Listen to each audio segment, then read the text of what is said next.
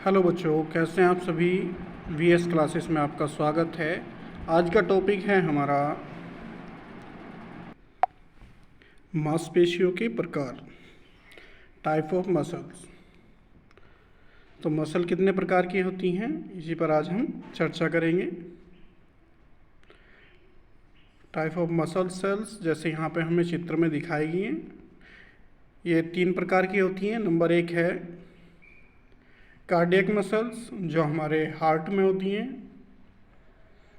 Number 2 है skeletal muscles, जो हमारी स्केलेटल बॉडी पर मतलब पूरी बॉडी पर होती हैं, या त्वचा भी कह सकते हैं इसे, त्वचा पे जो होती हैं वो। नेक्स्ट है तीसरी स्मूथ मसल्स, जो हमारे डाइजेस्टिव सिस्टम में होती हैं या इंटरनल ऑर्गन्स में होती हैं। ठीक है, तो इसी पे आगे हम बात करते हैं।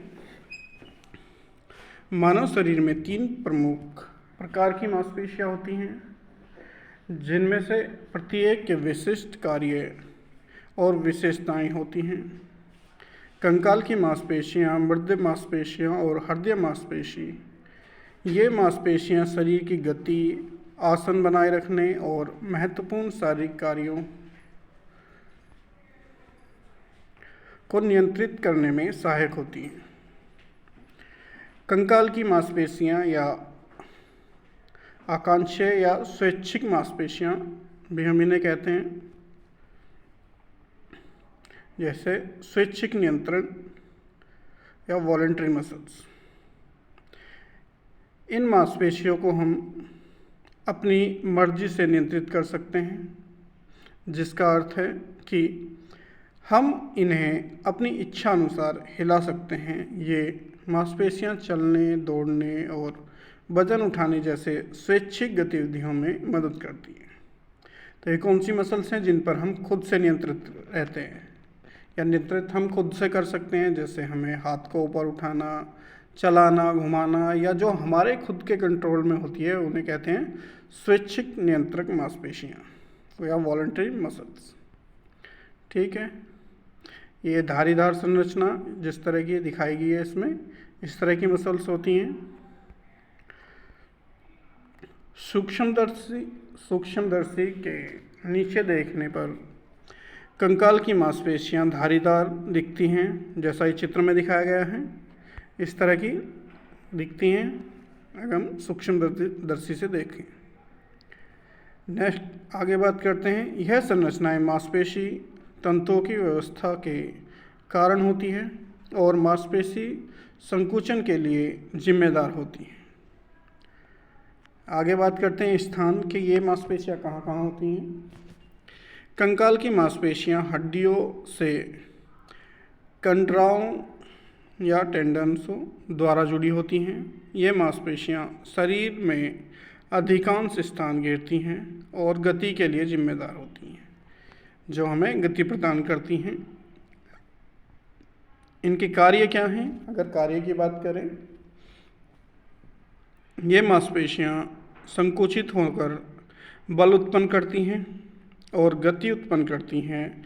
ये छोटे छोटे कामों जैसे टाइपिंग से लेकर बड़े कार्यों जैसे कूदना तक में मदद करती हैं। इसके साथ ही ये शरीर के आसन को बनाए रखने और जोड़ों को स्थिर रखने में भी मदद करती हैं।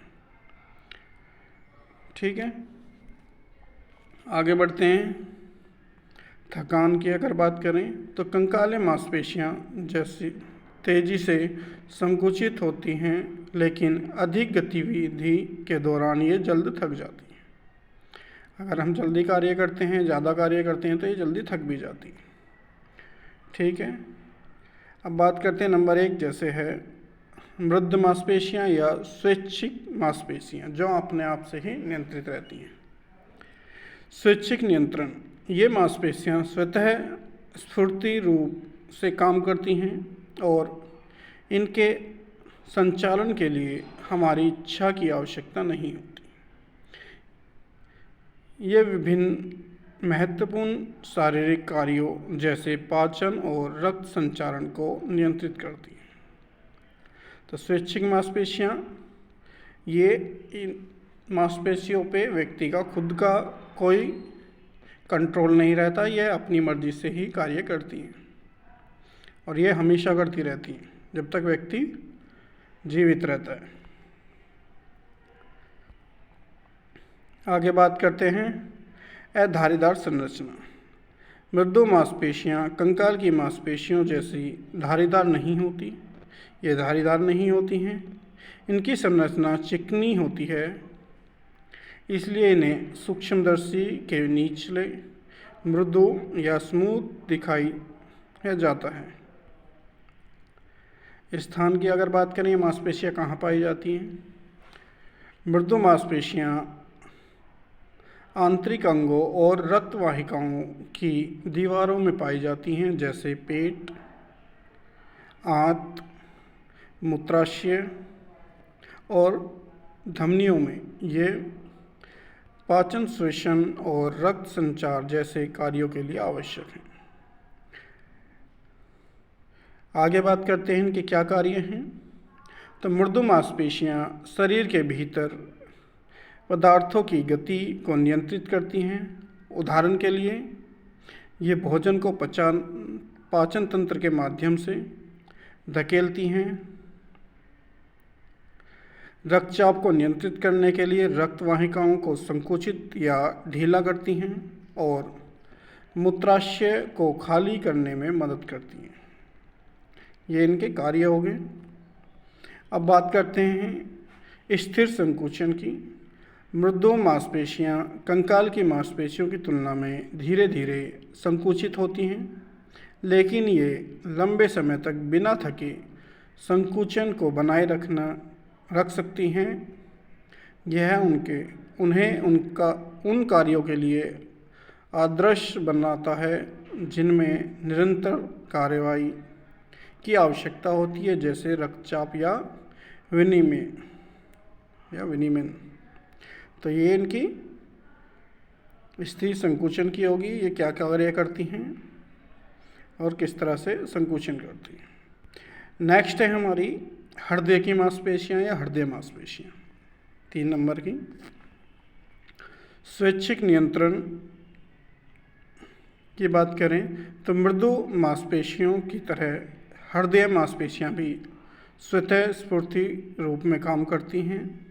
यह लगातार काम करती रहती हैं ताकि पूरे शरीर में रक्त का संचार हो सके। आगे बात करते हैं धारीदार संरचना। हृदय मांसपेशियों की संरचना कंकाल की मांसपेशियां जैसी धारीदार होती हैं, लेकिन इसका कार्य और संरचना उससे भिन्न होती है। तो कंकाल मांसपेशियां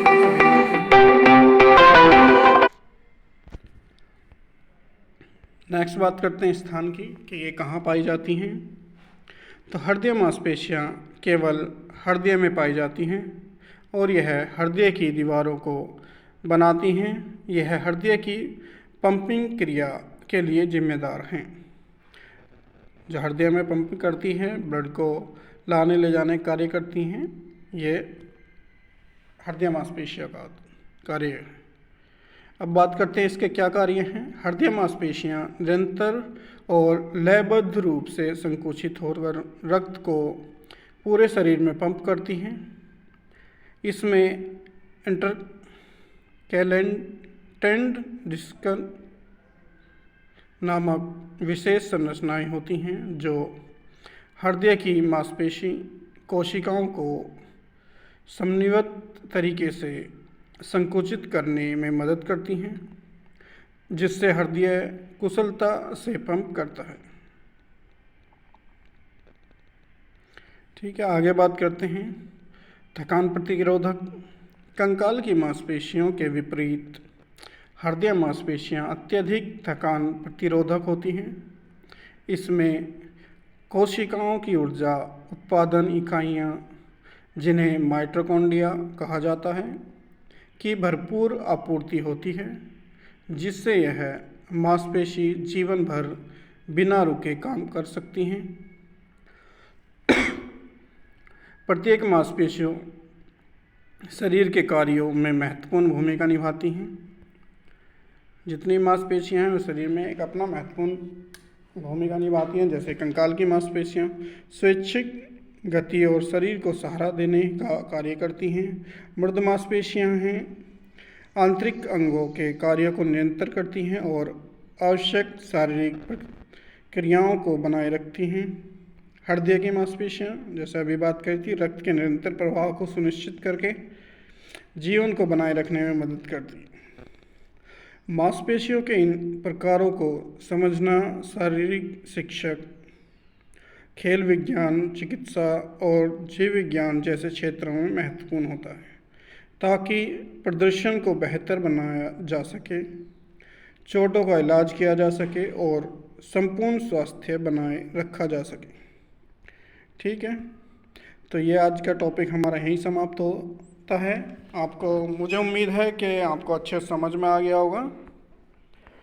तो सभी इस चैनल को एक बार लाइक, शेयर एंड सब्सक्राइब करें जिससे आपको आगे की बेहतर वीडियो मिल सके। मिलते हैं हम नेक्स्ट क्लास में, तब तक के लिए धन्यवाद।